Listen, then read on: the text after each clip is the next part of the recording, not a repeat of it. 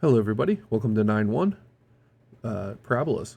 So this unit is going to be focusing on conic sections, and conic sections are basically different ways of splitting cones. The first shape we're going to be talking about, which is the one we're talking about today, is parabolas. All right, our learning objective is to identify the key features of parabolas and use them to solve problems. So before, when we did parabolas, we were studying quadratics, and we looked at this from a very algebraic perspective.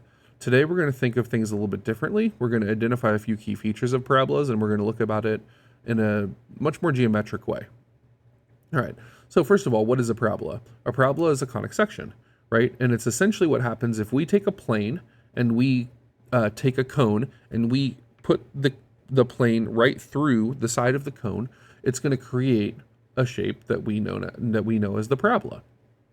Right. So this is where all these conic sections come from, is if we take a cone and we take a plane and we cut the parabola in a certain way, we'll get certain shapes, right? That's why we call them conic sections. Now, just a few pieces of information here. On the left, I'm going to give you some algebraic forms and some things that are important, right?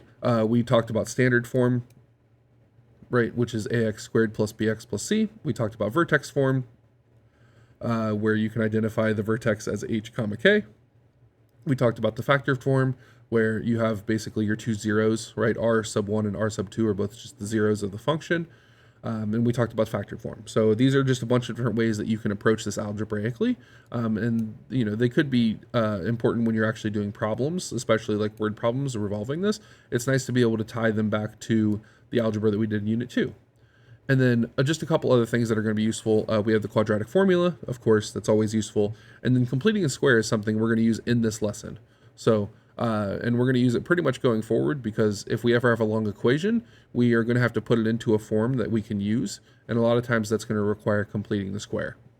So, awesome. Let's go ahead and take a look at the key features of parabolas. And again, this is much more of a geometric perspective than what we did before. So a lot of this is going to look a little bit different than what we're used to. All right, so a parabola, in this case, we're going to talk about a parabola that opens upward. We would say that this has a vertical opening, right, because it either opens upward or downward. And then we're going to also talk about horizontal parabolas where they open side to side. All right, so let's just look at a couple. There's a lot of information on here. I'm just going to point out a few for now, okay? These are the most important ones. The first thing that I'm going to point out is the vertex. In this case, because the parabola opens upward, our vertex is a minimum. Right, this would be the minimum of the vertex. It's the lowest point.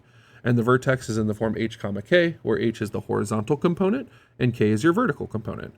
Okay, now this distance of a is also very important, because a, as we've looked in all of our forms, is the scale factor. In vertex form, it shows us how skinny or fat it is, right? In factored form, it does the same. In standard form, it does the same, right? The a is always going to be the scale factor of the parabola. So let's look at our focus here, right? This is another key point. Our focus is exactly a units away from the vertex, right? If the parabola is opening upward, it's going to be a units above the vertex, right? If it was opening downward, it would be a units below the vertex. All right, and then the other thing that's important here is this directrix, and the directrix is actually a units in the opposite direction of the focus. So if the parabola opens upward, then our focus is above the vertex and our directrix is below the vertex, right? If it was opening downward, then our focus would be below the vertex and our directrix would be above the vertex, right? But you notice how they're both equidistant from the vertex. They're both a units away. This is very important. The other thing to understand is when to use which of these forms. Right, and I'm going to show you the more basic form now, and then there's a little bit more complicated form I'm going to show you here in a bit. But the idea here is that you'll notice that this form is y equals 1 over 4a times the quantity x minus h squared.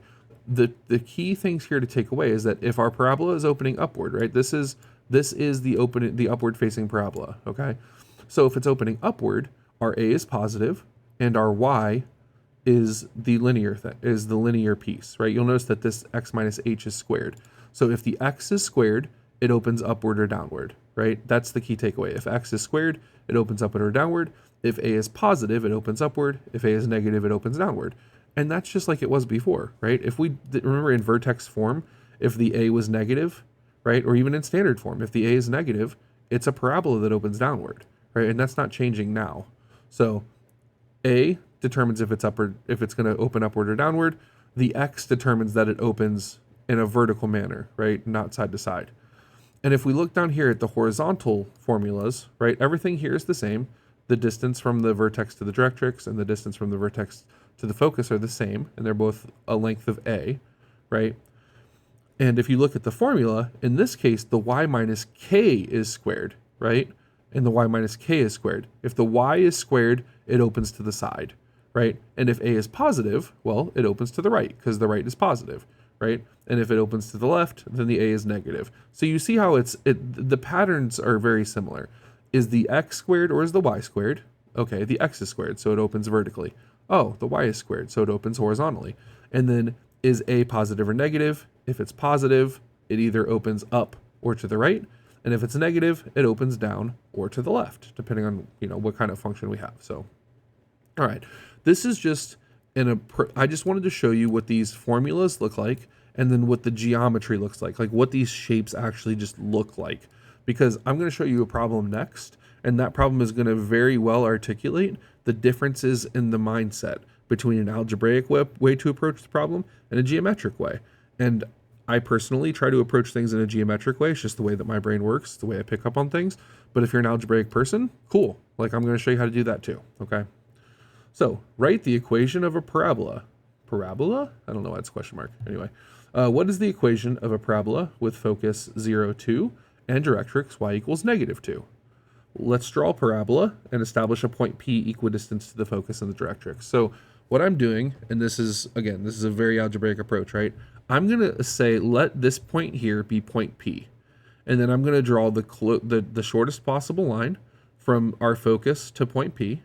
And then I'm also going to draw a line from P to Q, right? Q lays on the directrix, and FP would just be, like I said, the distance from the focus to this established point. Now I'm going to say that this point on the parabola is at point x comma y, right? Which means that the Q, because we're keeping this on the same altitude, the same x value, is going to share the x value, so the x values won't change, and the y value is going to be -2 because that's what the directrix is, right? It's y equals -2. So this distance is x distance over from the focus, right? And it's -2 down because that's where we're at. All right, and then if we look at it this way, right, the focus we know is just at the point 0, 2, so we don't really have to do much for that. Now, remember that we are establishing P such that FP equals PQ, right? So these two distances are the same. So what we're going to do is we're going to use the distance formula for PF, and we're going to use the distance formula for PQ. We're going to set them equal to each other, and we're going to simplify the function, right? And watch what happens. It's actually kind of neat. So PF, right? If you don't remember the distance formula, I will write it for you here real quick. I'm going to actually just kind of zoom over here, right? I'm just going to write this real quick. So if you want to write this down, you can. But the distance formula is x2 minus x1 squared plus y2 minus y1 squared, okay? This is the distance formula. So if you want to write this down real quick, you can, okay? It's just going to help us with this problem. Hopefully you remember this, but if you don't, there it is, distance formula. Yay. Okay, so let's go back over to our problem. I just wanted to let you know where these numbers are coming from. So, okay, so let's go ahead and jump into it, right? We have x2 minus x1, so let's do PF. So I'm going from P to F. It doesn't matter which one we establish is x2 and x1 as long as we're consistent with the y's, right? So in this case, we're just going to set P as the first point and F as the second point. So x2 minus x1 would be x minus 0 squared, right? Which is where we get this. And then the y's are going to be y minus 2 squared, right? So PF is just this, which is what we have. And then PQ, right? In this case, we're going to establish this Q as the P is the first point and Q is the second point. So it's going to be x minus x squared plus y minus -2 squared, which is the same as y plus 2 squared, right? Which is where we get that plus. So these are our two distance formulas, right? We have PF, which is all of this. We have PQ, which is all of this. And remember, we said that these two things should equal each other. So I'm going to take this whole thing and set it equal to this whole thing. Now, you'll notice in step 1 here, there aren't any square roots anymore, right? That's because we can square both sides. And if we square both sides, it's going to get rid of the square roots of both sides. So there's no reason to write them all with square roots anymore, right? The square roots will cancel out. So, okay, so when we do this, we get, well, x minus 0 squared is just x squared, right? So x squared plus y minus 2 squared is, well, y minus 2 squared. And then we have x minus x, which is 0, so 0 squared. And then y plus 2 squared is just y plus 2 squared. All right, now this step, hopefully you remember when we were doing quadratics, there's a little bit of factoring going on here. Well, it's actually foiling, not factoring. So like, let's just take this y minus 2. Okay, I'm going to go over here and do the math again just to show you that y minus 2 squared. How we would do this, right, is we would think of this as y minus 2 times y minus 2, right? And now we FOIL. So we'd get y squared minus 2y minus 2y plus 4, right? And these would all combine, so you'd get y squared minus 4y plus 4, right? So this is just really quickly showing you like why I can go from this step to this step, right? And hopefully you've done this enough to where you can do this pretty quickly. If not, come see me and I'll give you some practice. But that's where this is coming from, okay? So just when I do these steps, just kind of trust that that's the idea, right? So we have the y minus 2 will simplify into what we just said, right? Y squared minus 4y plus 4. And then the y plus 2 is going to be y squared plus 4y plus 4. All right, and now what we're going to do is, because we have some of the same numbers on both sides of the equation, they cancel out, right? You could just subtract it from both sides and they'll both cancel. So the 4's will cancel, and then the y squares will cancel, leaving us on the left with x squared minus 4y, and leaving us on the right with 4y. So what we would do is, because we're trying to separate x and y, we're going to move this negative 4y over by adding 4 to both sides, right? Or 4y to both sides, and we're going to get 8y. So this will become x squared equals 8y. And then because we want to isolate y, right? Remember that in this equation, where x squared, right? Y is the one we're trying to get by itself. So we need to get y by itself. So we're going to divide by 8, and we're going to get 1/8 x squared equals y. And this is our answer, right? 1/8 times x squared equals y. Okay, that's it, right? Because the question was literally asking us to find the equation of the parabola. So I would recommend, if you really want to practice this, go back and go through this. Try this concept yourself. Try establishing the distance formula. It's a little bit different than you've ever used it because there's a lot more letters in here, right? Usually you're used to there being a lot more numbers and they kind of just simplify into numbers, right? Well, I'm telling you, when you start to get into calculus and higher levels of math, this is what higher levels of math look like, where there's a lot less numbers and a lot more letters. And then you'll see that things cancel out just because of the way that things work out, which is always kind of neat when it happens. But this is a much more algebraic approach to it. So please go back and practice this. Take a look at it again if it wasn't completely clear the first time. And we'll do more problems and stuff like that here. So don't worry too much if it didn't 100% click. Plus, I'm going to show you a different method for solving it anyway. So, all right, alternate method, what I call the geometric method, okay? Remember what the relationship is between the focus and the directrix, right? Both of these are a distance of a, right? Now, I'm seeing that y equals -2, and over here on the focus, I'm seeing that y equals 2, right? It's going to be very important because since we know the distance between the focus and the directrix is 4, right? The distance for the y value is -2 to 2, so the distance is 4, right?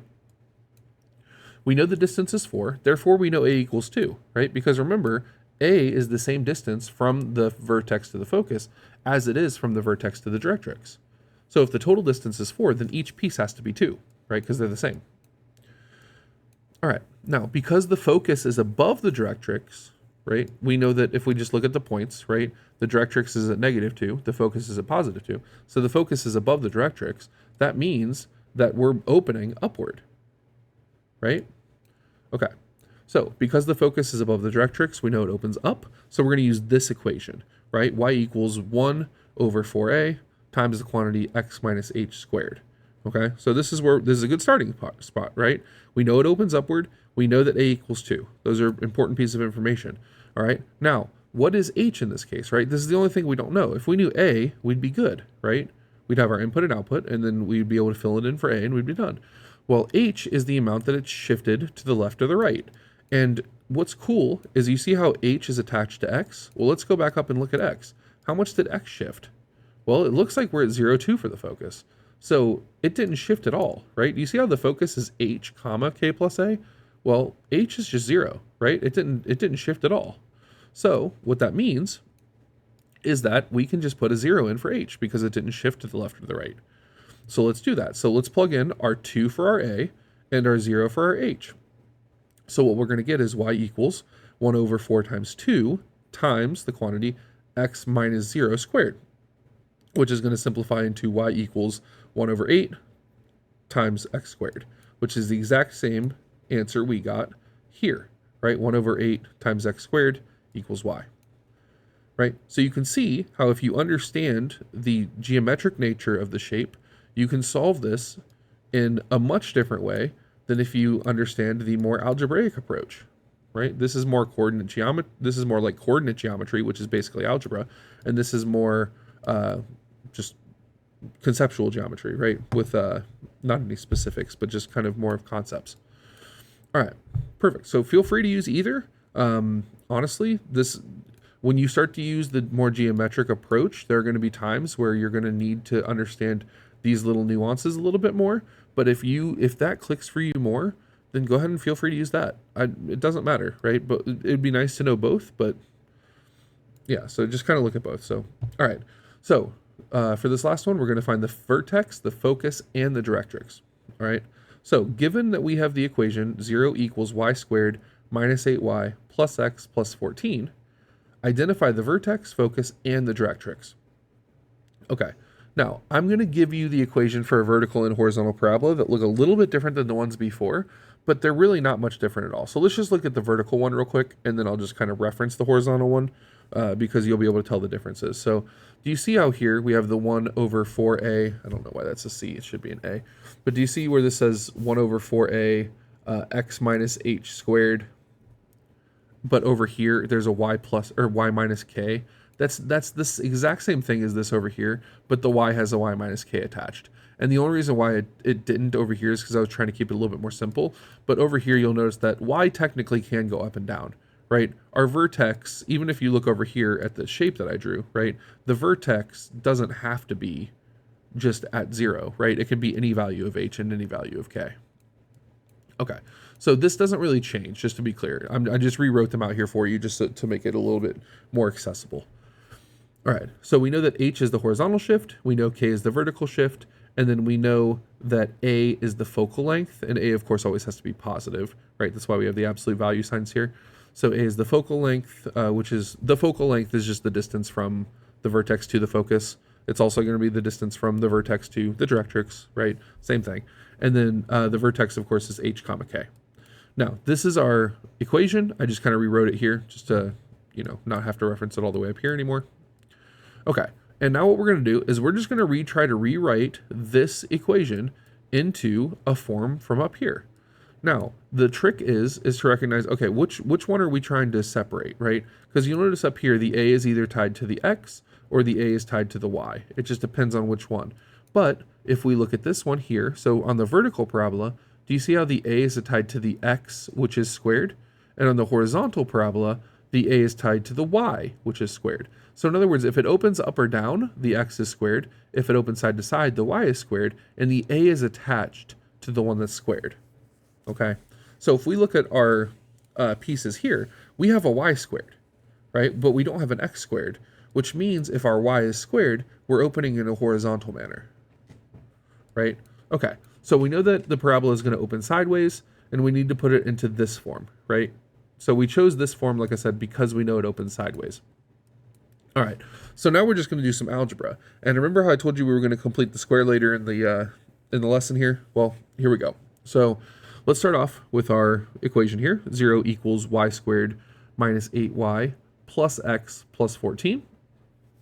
First thing I'm going to do is I'm going to try to get x and y separated. I need x to the left-hand side of the equation, and I need y on the right. So I'm going to take this x here, and I'm going to subtract x, and I'm going to get it over here. Now I have y squared minus 8y plus 14. Now, this is where our complete the square formula comes in, Because if I can change this 14 to something that is nice and round, right? In other words, if we can complete the square, this will make our life easier. Well, let's plug it into this formula. Remember that our -8 is going to be the piece that we plug in for b, right? So we plug in the -8, we would get -8 over 2, which is -4. -4 squared is 16. So we need this 14 to be a 16, right? So in order to make this a 16, we're going to add 2 to both sides. So I added 2 over here to get my 16, and then on this side, I also have -x, but I added the 2 to this side as well, right? So that's completing the square. We added 2 to both sides so that we could get the 16, which we knew we needed from this formula, all right? So now the cool thing about that is now that I have y squared minus 8y plus 16, I know that's the same as y minus 4 squared, right? This is the whole reason why we did this, is so we can get this into this nice, neat little form like this, right? And if you want to know how I got -4, first of all, you could kind of just FOIL this out and you'd get this answer, right? If you just want to check your work. But do you see this thing inside the parentheses, the b divided by 2? The b divided by 2 is going to be what this number is. So if we had -8 divided by 2, it's -4. That's what our y is going to be connected to. So we have our x minus 2 equals x minus 4 squared. And then what we're going to do is, well, we're just going to multiply both sides by -1, right? So we can establish what our focus is essentially, right? So if we take out, if we multiply this side by -1 and we multiply this side by -1, that'll switch this up to where we have x have a positive coefficient, right? It's going to be a lot easier because you'll notice in our form here, it's x minus h, right? It's not -h, or it's not -x. So all I really did here was I just multiplied both sides by -1, right? So I multiplied this side, and that gives us the x minus 2. Now, the reason why this is important is because now we're going to be able to identify a few things, right?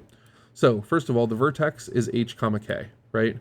Well, h in this case is, well, it's kind of going to look like the opposite, right? But that's because the formulas have negatives, right? So if it's x minus 2, h is actually just 2, right? And then if it's y minus 4, then k is actually just 4.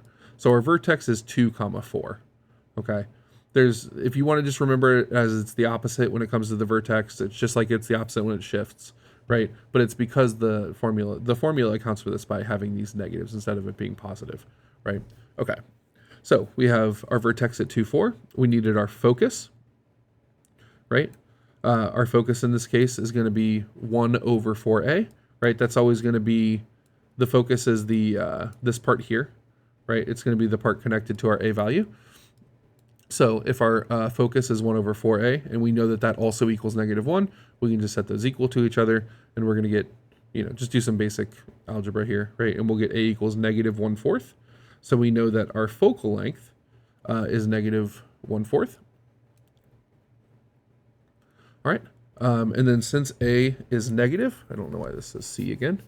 Must have just been really on the c thing. All right. Because a is negative, and we know that it's a horizontally opening parabola, we know that it's going to open to the left, right? And then the focus itself is 1, 4. So if we look at our vertex, which was 2, 4, we're gonna move 1/4 to the left, right, to get our focus, and then we're gonna move 1/4 to the right to get our directrix.